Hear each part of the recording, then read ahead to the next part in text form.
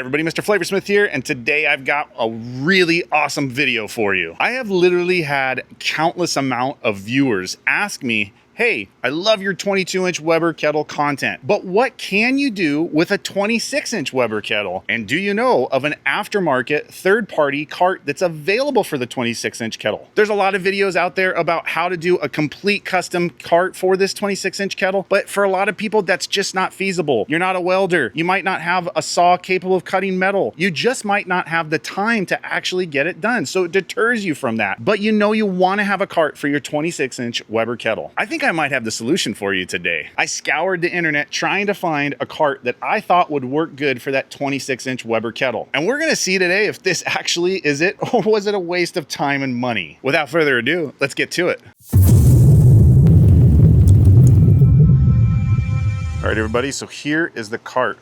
This cart is actually designed for a ceramic Kamado-style grill, one of the larger ones. And I tell you what, like I said, I looked everywhere, and this seems to be the best option I could come up with just looking at everything online. This took me about 45 minutes to build the other day, and I'm not gonna bore you with that because the directions are self-explanatory. It wasn't a hard build. Everything was there. You just really need a screwdriver, small Phillips head, and a little bit larger, beefier Phillips head to do the job, and a screwdriver that allows you to actually reach out a little bit because some of the screws are really up close, up against the panels and everything, and you need to have that kind of longer length to leverage it in there to prevent the screws from actually stripping out and getting enough torque on there to really bind things down. And as always, I'm gonna show the link to this cart in the description below, but let's get to this. And as you can see, this is my brand new 26-inch Weber kettle. All right, so now that you've seen what we have to work with, let's start putting this together and see if this actually works. All right, we need to put the handle on first so we can actually operate this thing, make it a little bit easier to manage. Comes with these two, they're like little sheet metal nuts. I'm gonna grab it like this, set it up on its edge, take the handle, make sure my logo is facing the proper way I want it to. Put the nut on there, tighten it down by hand. Comes with this little wrench. Snug them all the way down. Now we're good to go. Perfect. Now we're gonna put our thermometer on there. Thermometer has a little wing nut, and it's two pieces. So there's actually the thermometer, and then this is the base. So this has a little key on it, little keyhole right there. Line that up. Stick that in the hole. Make sure it lines up perfect, and that little key actually goes inside this little slot that's right here. Same thing. Hold it from underneath. Put the wing nut on. Slide it all the way down the shaft. Tighten it up by hand. Just snug it. Good to go. All right, our lid is assembled. All right, so I did a lot of thinking about the best way and the easiest way to modify this cart to hold this 26-inch Weber kettle. And I came up with a few different ideas. Idea number one was actually getting some L brackets that I would drill right here with the little slots on them, and it would just hold the lip on four sides. I thought that was a really good idea, and that still might be the right option, but I wanted to make it even easier than that. After getting this all kind of just sitting in place, and it's just sitting in there with some of the foam packaging from the Weber kettle, and I started looking at it, I'm like, okay, well, from this point to the same point on the other side is 25 inches. So it's 25 inches, 25 inches. The kettle we know is 26.5 inches wide. I believe that's from the lip. And so I'm thinking, okay, I can just do those L brackets, but that might take a little more time. It might not work all that great. And to be honest, these pieces right here, even though they're small, there's not a lot of reinforcement on them. So I was a little worried about maybe the weight on there might not be all that great. But to be honest, there are 4 screws holding in each one of these little triangular pieces. The metal is bent, and it might be strong enough to actually hold that. But I wanted to make it even easier and maybe have something that was like a little modular in design. So I thought to myself, and after a lot of thinking, modify the legs. And what's the easiest way to do that? It's just to cut these down. And once we cut them down, is to put these little rubber feet on here. And I found these little rubber feet online on Amazon. And basically what they are is they're for like a walker or an elderly person's chair for like the bathroom or something like that. They're really, really well-made rubber feet, and they have a little metal insert in there that is angled the same angle that these feet are. What's the significance in that angle? Well, if you look on the bottom where these actually plug into on the kettle, they're at an angle. Now I'm sure the angle's not the same as this angle, but it comes probably pretty close.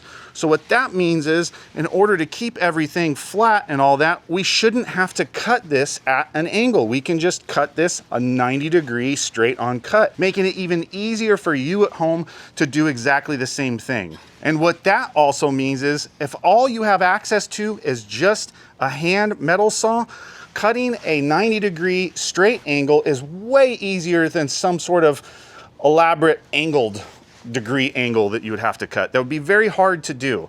So cutting it a straight 90 is much, much easier. Today, I'm not going to be using this. I'm actually going to be using a 4-inch Porter cable cutoff wheel because I have it, so why not? And a lot of people do have access to that. You can pick one up very, very affordable on Amazon, Harbor Freight, any one of your home do-it centers. So now the fun part comes into, what length should we make these? And what I'm thinking is that the bottom of our ash bucket probably needs to be 3 to 4 inches. That way we can just pop it out without the ash bucket bottom making too much contact to the top of this shelf right here, because we don't want to scratch it up. Also, after I was thinking about it, by having these legs very short, you could actually take this kettle with you camping super easy, just set it out and use it as a campfire. I mean, how cool is that? And then having a campfire that you could cook on, well, that's awesome. So this is gonna be a dual purpose build. One for the backyard, putting it onto a really nice cart that allows you to move it around, that gives you some extra space to work with, as well as some storage space. And then option number 2, you'll have a portable campfire pit that you can cook from and do live fire cooking. All right, now that this is all in place, now we have to figure out what length. All right, so this is what I'm gonna do, is I'm gonna pull the whole kettle out. I'm gonna put it on the ground right next to me. I'm gonna put these down there, and this gives us, combined together, just over 3 1/8 inches thick. And I think that's enough to just pop that loose, let it go down, and pull it out. More than likely, I'm gonna have an aluminum pizza pan sitting at the bottom there. That way, when the ash kind of gets a little messy, it'll collect on that pizza pan, and I can just pull that out and empty that as well. I did that with my last cart, and I really liked that. And it's a very affordable option to do, to keep everything nice and clean. Pull our kettle out, and it's just sitting in there with these foam pieces. We'll remove our foam pieces in our bag. And before we get crazy far on this, on a brand new kettle, there's something I always like to do, especially on this Master Touch, because this is a Master Touch.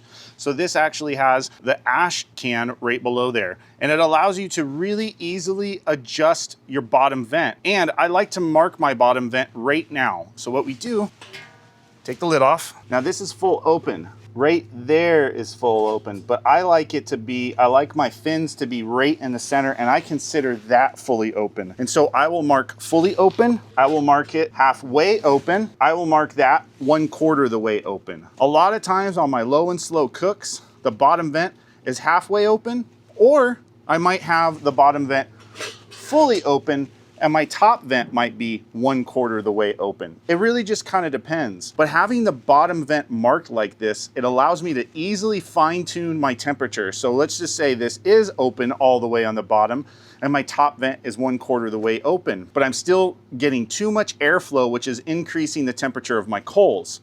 What I do then, with the top vent 1/4 the way open, I come down here and I close it to 1/2 way. I wait about 20 minutes. Now, if for some reason I still can't get the temperature I want low enough, I'll then, with the top vent 1/4 the way open, I'll come down here and close this to 1/4 the way open. That gives me maximum control. And having your bottom vent marked makes this whole process super, super easy. So we'll do that now. I'm gonna say right here is fully open. And what I like to do with this is I like to do a couple different types of markings. Let's just take your ash bucket off. So this is basically halfway through right here, representing fully open. So what I like to do with this is I like to do a circle, okay? That's telling me that it's fully open. And then over here, this is gonna be our halfway. So what I like to do with that is just a little down line with a little arrow. And then over here on quarter of the way open, I like to just either put a dot or an arrow. I think what we're gonna do is I will do a down line with a circle for fully open, a down line with an arrow, and then an arrow over here.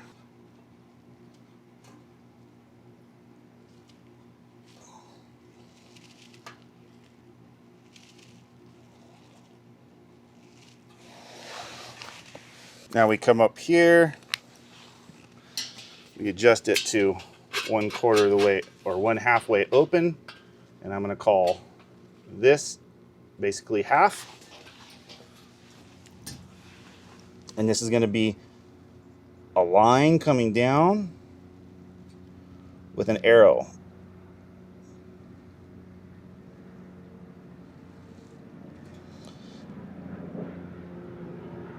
And I will fill half that arrow in, showing me that this is half. And then I'm going to adjust it to 1/4 of the way open, which I feel that is about 1/4 of the way open. So we'll come back over here, and I'm just going to do, we'll do a dot, a solid dot. There we go. And there's our 3 markings. Go ahead and put our ash bucket back on. This bucket doesn't like to fit perfect. That's okay. Set this right here. I'm gonna put our foam pieces back in. Bring the kettle back in. Set the ash bucket right on top of the foam pieces. And now you can see that this is roughly how high the kettle will be sitting on our cart. Once we cut the legs down and put the rubber feet on it, that's where it's going to be sitting. And what's nice about this is when you're looking at it, we're going to be measuring right here. So these feet should come down to right about there all the way around. So we should be really good. And I'm guessing those feet, rough guess, I'm going to say that that's probably 14 inches long. Let's measure it now. So this isn't going to be super accurate, but let's give it a shot.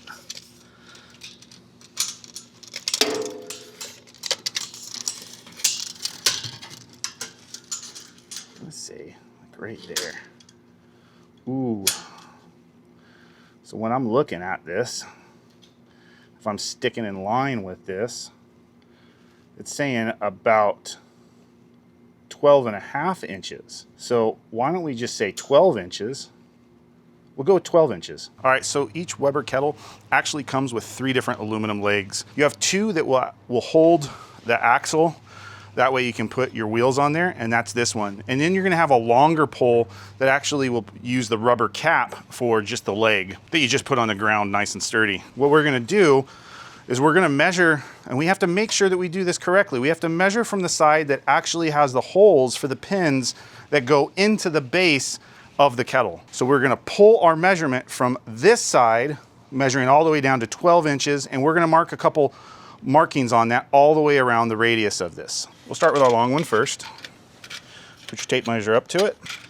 Go on this side. And I like to go a little bit longer.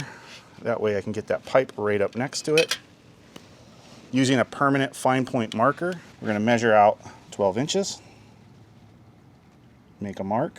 Spin the pole, make a mark. Spin the pole, make a mark. Spin the pole, make a mark. And then we can mark in between all of our previous markings. That way we can stay really consistent when we go through to make the cut. And we just kind of keep doing that until we get almost a continuous line. And in the end, that's what we're looking at, is we have a continuous line going all the way around the pipe. We're gonna do that with all 3. And like I said before, you can get away with a hand metal saw, absolutely. No problem with this. It'll just take a few minutes. Just make sure you hold it really, really, really steady when you do that. Maybe you might want to prop it up against a couple pieces of wood and wedge it in between there, get it over the edge, and then make your cut as slowly as you can, but full strokes make a big difference. So if you go back all the way, forward all the way, maybe even a little bit of oil on there, some cutting oil, but to be fair, even some vegetable oil will work as a lubricant that allow you to cut it easily. But I like my power tools. So this is a grinder, a 4-inch cutoff wheel on a grinder. This is a Porter cable. This is just a fast, easy way to do it, but check that out. That wheel's out of whack. That means this is not in place, so we gotta check it. Unplug it from the electrical in order to do this. That way you don't cut your hand. Loosen up the nut, make sure it's centered perfect. Tighten it back down and see if it's working. There we go. And it's spinning this way, so I'm gonna have the guard. This is a rotatable guard. We're gonna have that facing towards our face, okay? But we need to be able to see what we're doing still. And so I'm gonna move it right over the edge, holding the good side on the table. And I'm just gonna cut. Make sure you wear some protective glasses.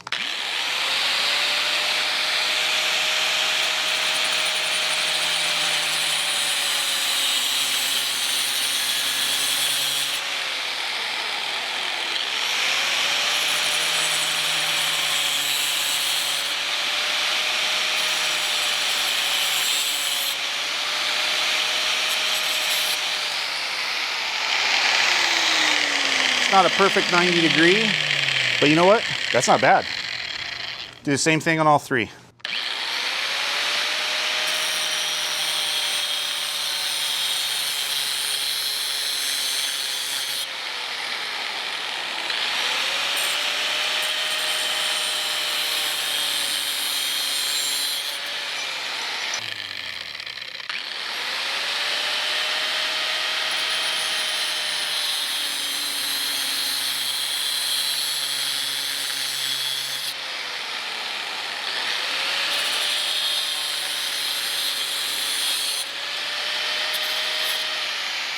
I'm just gonna turn this blade on. I'm gonna walk it around here, clean up these edges.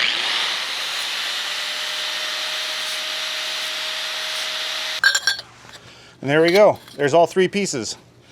And when all said and done, when you butt them up against each other, you should all be pretty close in length, as we are. All right, now let's flip this kettle up on its other side, and let's get the legs in place. All right, so in the packaging, you're gonna have a series of different bags, right? So let's open up this one. This one actually has the pins that hold the legs in place. These are the pins. And what they do is they slide in just like this. The bend goes inside, so it looks like this. And you just have to make sure you get that to where that, there we go. Now let's put it in place. I mean, to be fair, you probably should read instructions, but what would be the fun in that? There we go. Leg one in place. Let's spin it and do the next one. So this one has 2 holes. Which one should we use? Doesn't matter. There we go. That's in there. Holes right there. Depress it.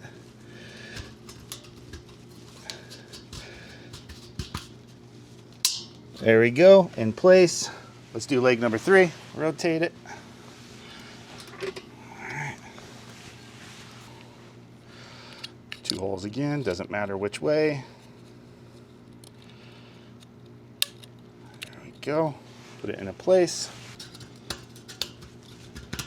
So there's a little buildup of the enamel on here, so sometimes it's a little tight. Might have to wiggle it back and forth.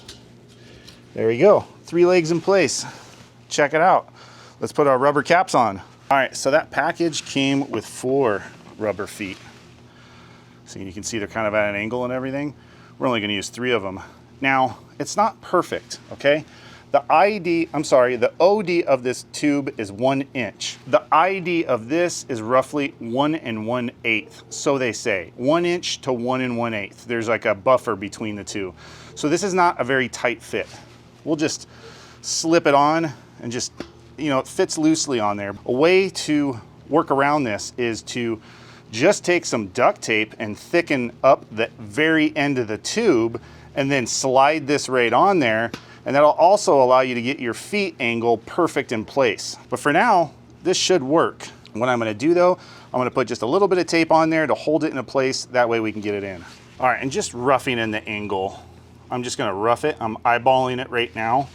And we're just gonna put some tape on here to keep it in place. A little bit on the rubber, a little bit on the tube. And we're gonna do that with all 3 legs. Rough it into place. Just get the angle kind of where we want it to be. A little bit of tape. Same thing on the 3rd and final leg. Rough it into place. Some tape on it. All right, now let's put it all into place. Spin it over, pick her up, stick her in.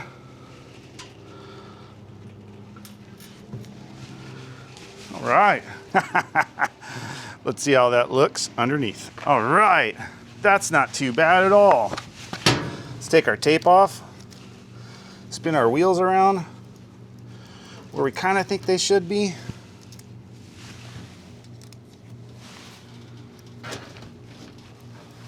Center it up a little bit. I love it when a plan comes together. Look at that. Let's check it out. So this has 4 locking swiveling casters. Spin it around.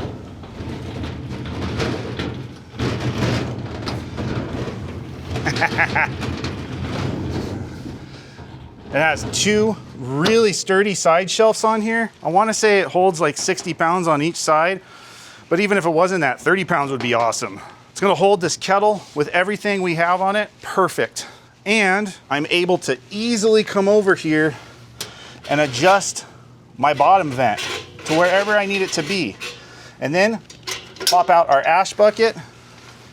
It's pretty much the perfect height. There you go. The cart system works really good. And like I said, the angle on these feet, it's not perfect, right? It's not perfect. But I think if you were to tape the inside right on the outside of the tube inside here with some sort of duct tape, electrical tape would actually probably work really, really good. It would thicken it up, and that way it would hold really good on there. That way you could easily pull this whole kettle out and use it as a fire pit while camping, and also have a live fire, and then be able, really important, especially in the state of California, once you're done with your fires at night, you need to be able to put them out and make sure that they're safe. So to be able to, at the end of the night, once your campfire is done, put the lid back over the top of it, close it off, it's gonna kill those coals, and you're gonna be completely fire safe. You're not gonna cause any wildfires. I don't know, folks, but I'm pretty happy with the way that this turned out. All right, let's get the rest of this kettle together.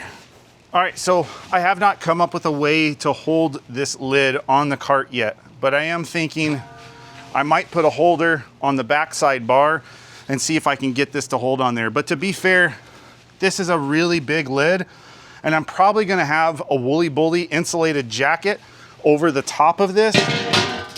And so with that being said, it doesn't really fit perfect in a holder. So it's just gonna be one of those things, more than likely I'm just gonna pick it up, put it off to the side, right on the ground when I have to actually access this. First things first, we put our really large coal grate in place, just like that. And what I've noticed that's different on this one compared to the 22-inch is it is really reinforced here. That way we don't get a lot of sagging once the coals get these nice and hot. And I've never seen this before, but I think it only comes with a 26-inch. They have a really unique grill grate system. Let me get some clippers and cut these zip ties off, and let's see what this is all about. 2, 3, 4, 5, 6. Wow, it looks like there really are a lot of moving parts to this. So we have our center area, comes out. You can use a vortex with this. That's awesome. Oh, we missed one. Okay, so that's for our vortex setup. And I tell you what, when it comes to doing party wings, this extra 4-inch larger diameter, you can really stack in a lot of wings. So the next feature, oh, check that out. Perfect. That's really awesome. Okay, so you have access to our coal area right here when you're doing an indirect cook. So this works really handy if you had a rotisserie and you were gonna cook on the inside here. But they don't actually make a rotisserie ring 26-inch diameter. There are some companies that used to, but I do not have one accessible at this point in time. So that tells me there's a point of interest there that's needed to be met. I might just do that. So this is really handy for accessing your coal. And this actually comes with, these are coal gates. So you put these underneath on the coal grate and they go into place and they'll hold your coals in place. What's really nice about these, the Master Touch used to come with 2 little coal baskets, and those were great, but you were really limited on the size, the amount of coal you could put in there because they were fixed. But it did work really good for here, and sold separately, aftermarket, you can actually still get those. So if you want that, go ahead and buy them. I use them all the time, they're very handy. But what's nice about these is you can actually change the size of the coal area with these.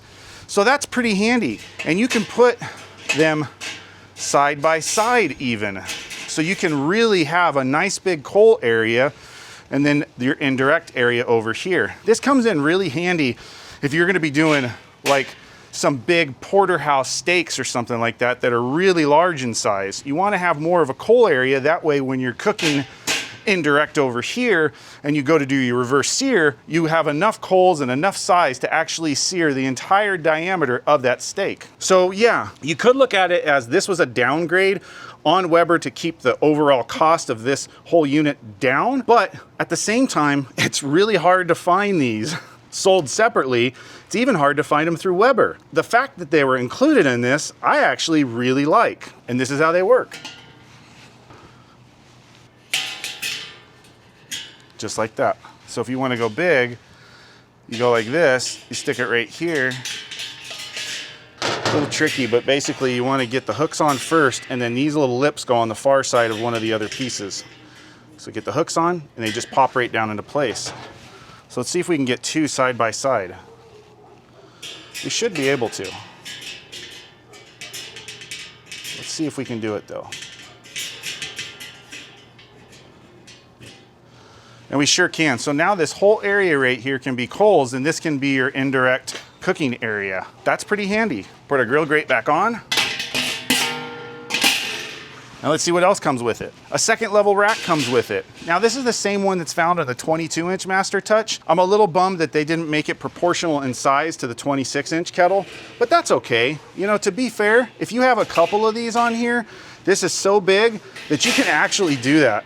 You can stick 2, 3 of these on here for a whole different level up here. And I've talked about it before in my previous videos. I prefer these over the whole half full second level because it's very hard to get into your things underneath that second level. But having just this works really great. You can stack on burgers on top here, have burgers below. And like I said, with this unit, you can actually put probably 3 of these on there. Pretty handy.